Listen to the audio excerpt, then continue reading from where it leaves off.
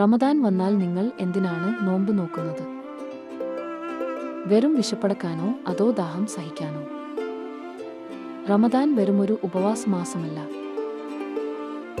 അത് നമ്മുടെ ഉള്ളിൻ്റെ ഉള്ളിലേക്ക് ഇറങ്ങിച്ചെല്ലാനുള്ള ഒരു വാതിലാണ്.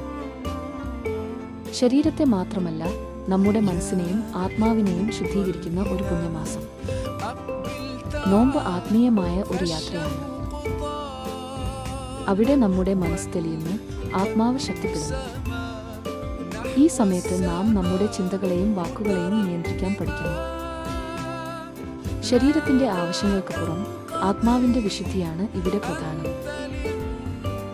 ഓരോ നോമ്പും നമ്മെ കൂടുതൽ നല്ല മനുഷ്യരാകാൻ പഠിപ്പിക്കുന്നു.